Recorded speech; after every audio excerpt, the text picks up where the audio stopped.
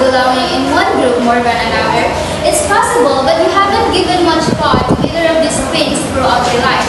But as much as our identities are our own sense of self, it may surprise you to know that it often has as much to do with you as it does with other people.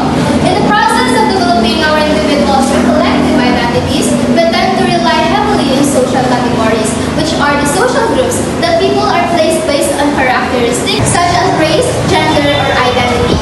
These social groupings help us make determinations quickly about others and ourselves, which allows us to form a general conclusion about others.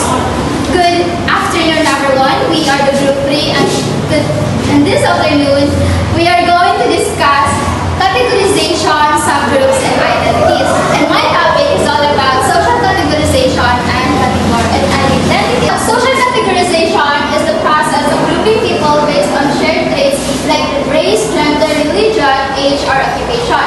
It simplifies social interactions that can lead to stereotypes and biases. So, social categorization is a meta process we use to organize people into groups based on certain characteristics they share. It helps us make sense of ourselves because we interact with so many different people in our lives. So, by grouping people in categories, we can quickly understand how to relate to them. So, we have here 4 examples of social categorization. First is race or ethnicity. These are, for example, Asian, African, or Caucasian. So, one of the most common ways to categorize people is by race or ethnicity. So, for most people, people are categorized as Asian, Caucasian, Latinos, Europeans, or African. So for example, in many countries, people are categorized as what they have, what ethnicity or race they have. So, based on their ancestry or physical appearance. So, in the Philippines, people might be categorized as Ilocano, Visayan, or Tagalog based on their ethnic background or the language they speak. So, while this helps people identify with their cultural roots, it can also lead to stereotyping. For instance, some people may assume that all Asians are good at math, or that all African Americans are good at sports. These stereotypes are harmful because they reduce individuals to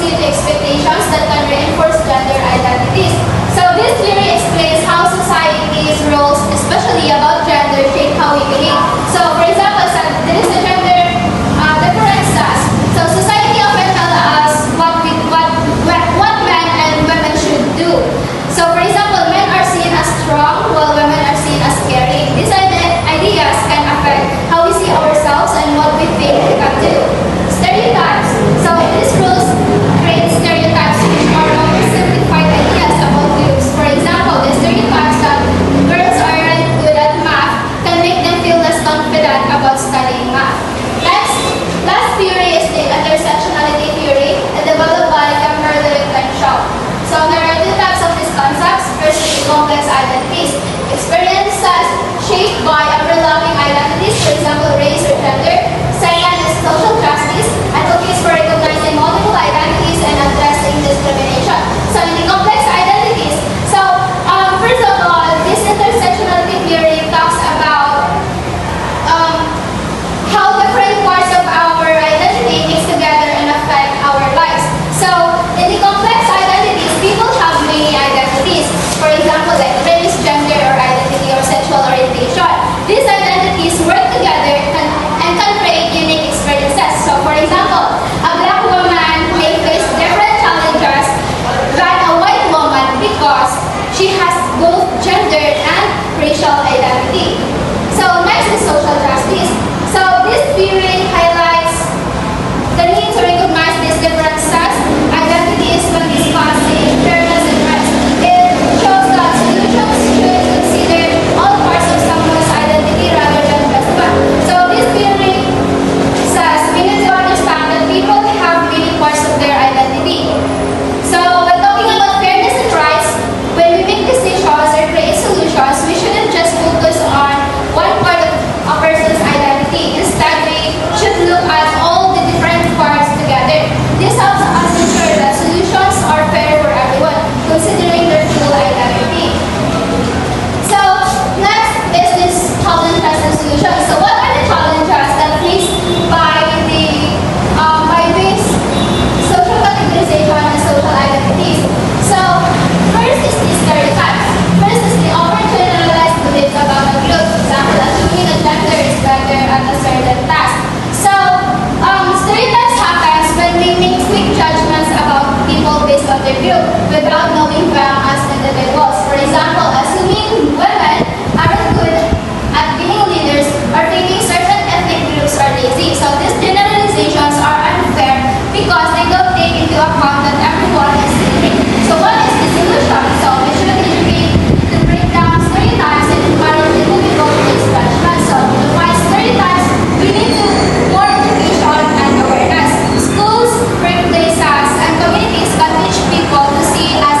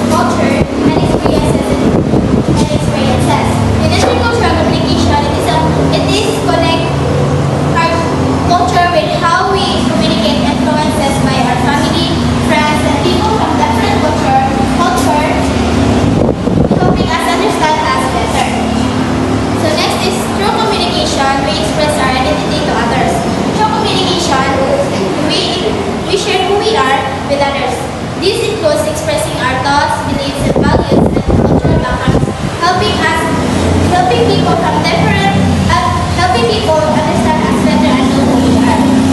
Next is identities emerge when communication message are exchanged between persons. Identities form when people share message with each other through talking and interacting. We express who we are, and this help us help us understand ourselves and others better. So there are 6 identities of human. Gender identity. It is about masculinity and femininity. So gender identity reflects how people understand and express their gender of being a man and woman within their culture. Different cultures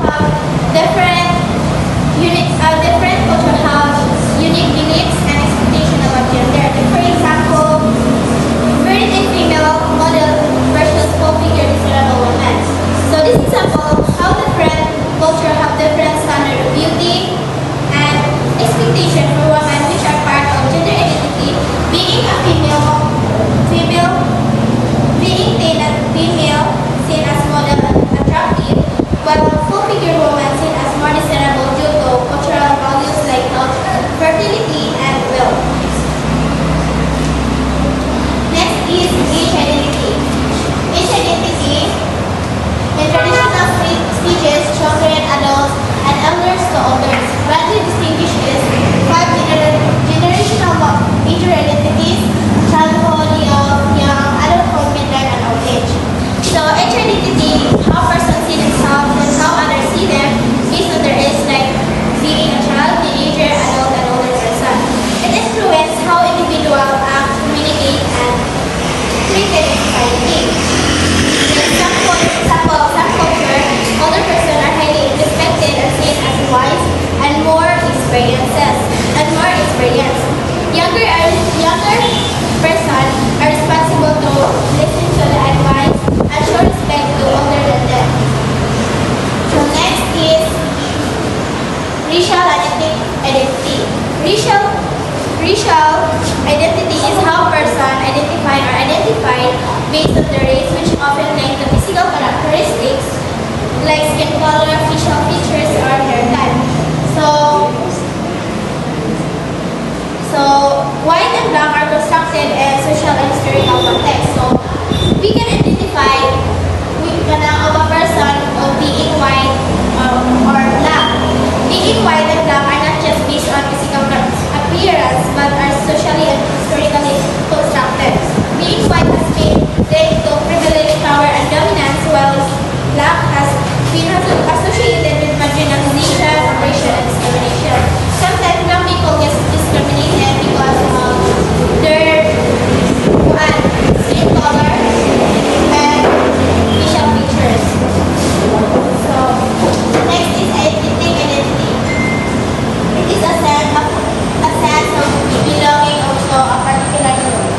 So ethnic identity is a person's sense of belonging to a specific ethnic group shaped by shared culture, language, traditions, and history. It influences how individuals see themselves and how others see them. Like for example, could be someone who identifies as Chinese because of his facial features, language and traditions, and celebrating Chinese New Year to connect people to connect their ethnic group. So next is physical identity.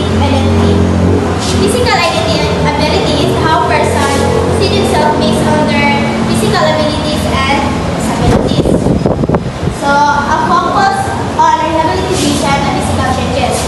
Focusing on rehabilitation and physical changes means helping someone to improve or adjust their physical abilities, especially after an injury or illness.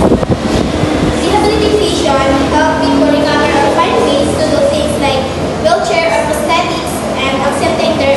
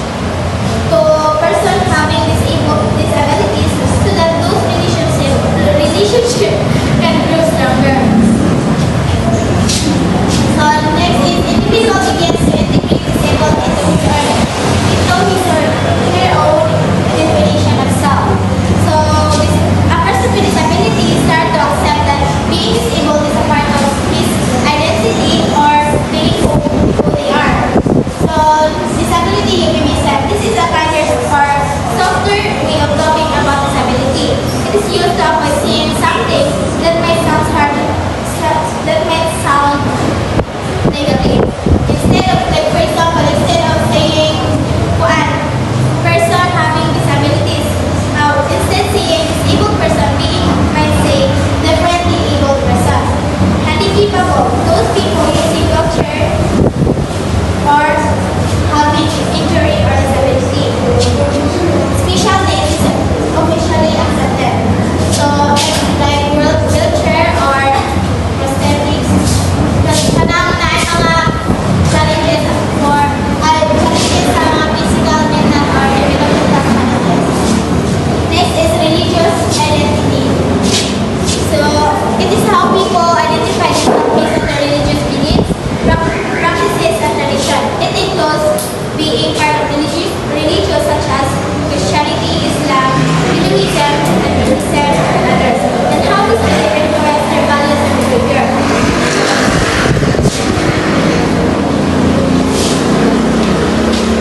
So traditionally, religious identity is traditionally considered to be a private issue, and there is a state separation of church and state. What a person believes and practices in their religion is usually seen as private or personal. Respecting individual religions to avoid conflict because we have different religions and beliefs. The separation of church and state exists to keep government fair and neutral by not supporting one religion over another. The government allows everyone to practice their religion freely without judgment. Like for example, the Intercultural or Muslim. So some religions communicate and mark their religious differences through their dresses. So like for example, Islam. Many Muslims wear the hijab as a way to express their religious identity and commitment to their faith. So other religions do not mark their paper through their clothes. Like for example, Christianity and Buddhism. They don't have strict universal dress code like others. Next is multicultural identity. And it is a person belong to or connect with more than one culture. Like for example, someone with a Filipino father or an American mother, they might celebrate both Filipino and Christian than American culture. This means being Filipino, they blending their identity into culture and their daily life.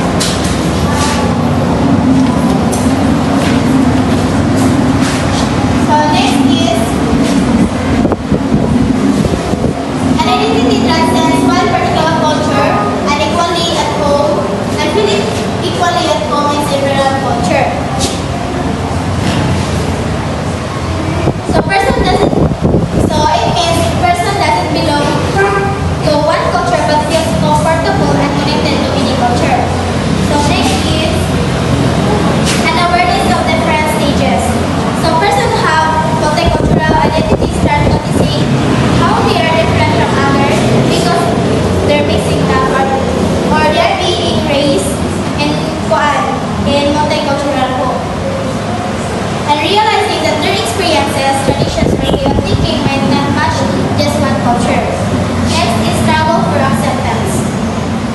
Person have multicultural identity might find it hard to fit in because other than fully accept their mix of cultures, they might feel left out or misunderstood. Next is self-acceptance and assertion. A person accepts and feels proud of their mixed cultures. They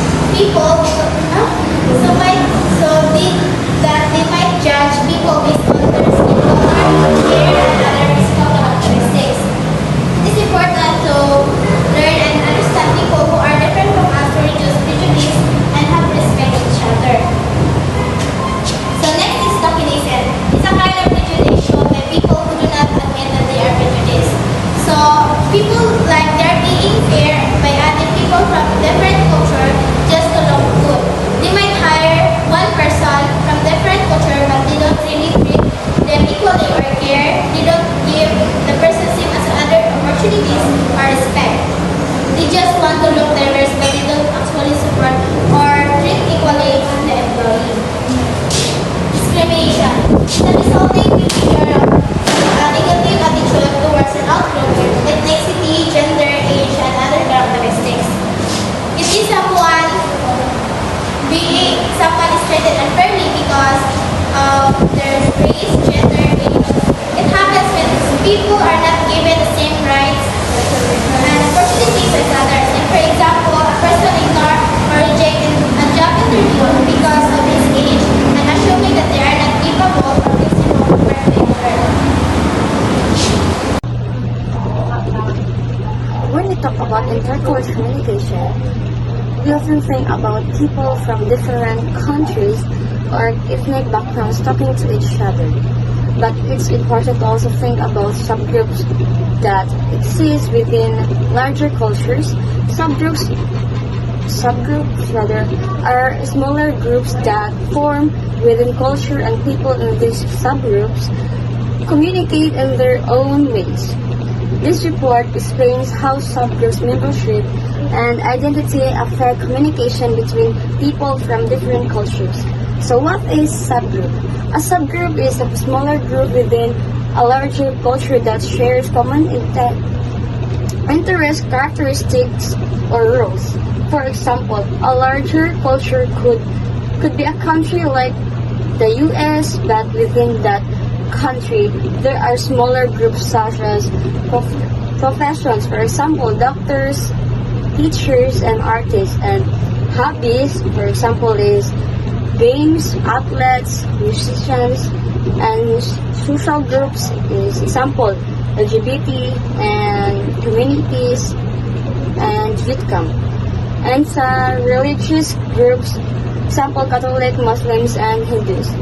Each subgroup has its own way of thinking, acting, and communicating. Even though these subgroups belong to the same country or culture, they might talk and think in ways that are different from larger culture. Subgroup activity.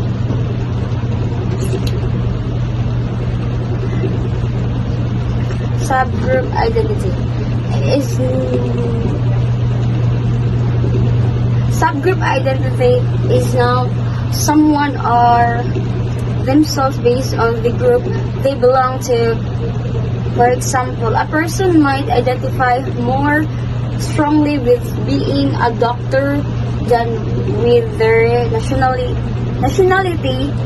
or they might feel closer to a gamer group than to people from their own country. This identity can affect how they communicate and how they relate to others. For example, a doctor might prefer using medical terms when talking to other doctors, but might need to explain things simply with talking to a profession. A teenager who is part of Gen Z might use strong preferences to internet culture that other generations don't understand.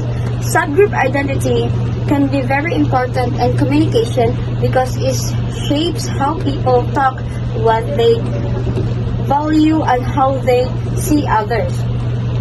How subgroup membership affect communication? First, communication styles. People in a different subgroups often communicate in ways that are unique to the group. For example, doctor might speak in a technical way, using medical terms that regular people don't understand. Artists might use more emotional or creative language.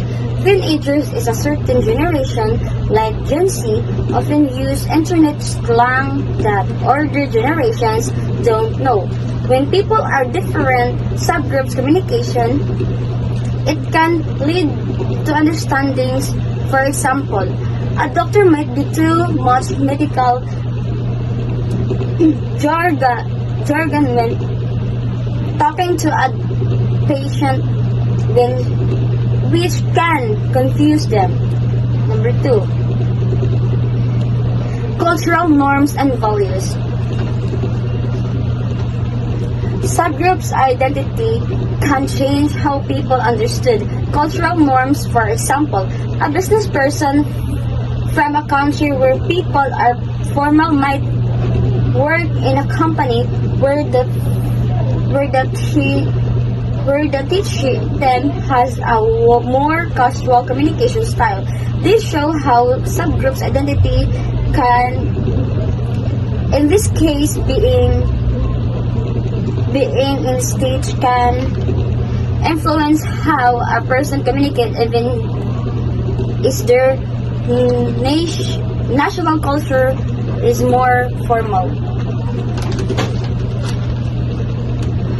Some subgroups like activities or certain professionals might feel more connected to others who share their beliefs, no matter how where they come from. No matter where they come from.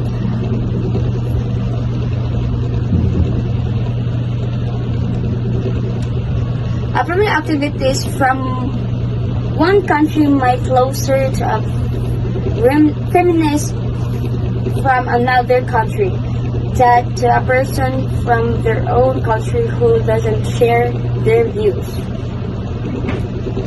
Number 3, power and status.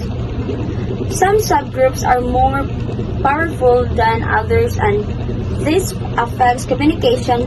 For example, in a workplace, executives or manager might have more power in conversation, while workers from lower positions might not speak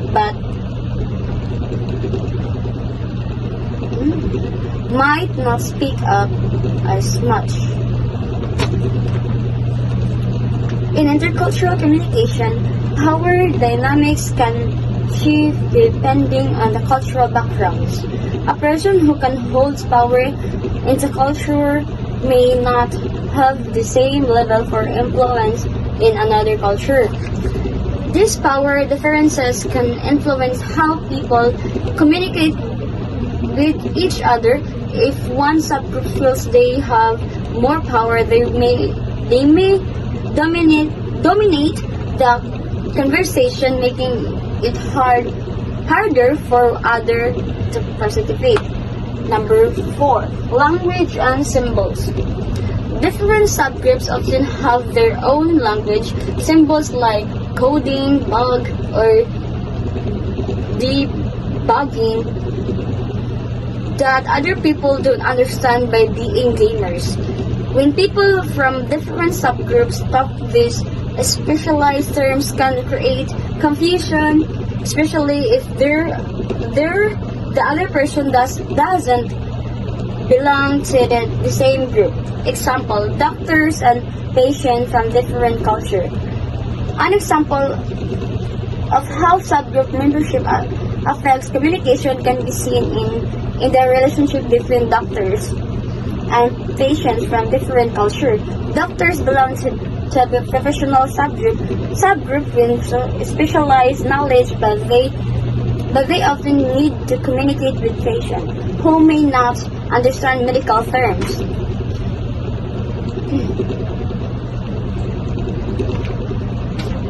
Intercultural settings, there are 2 challenges.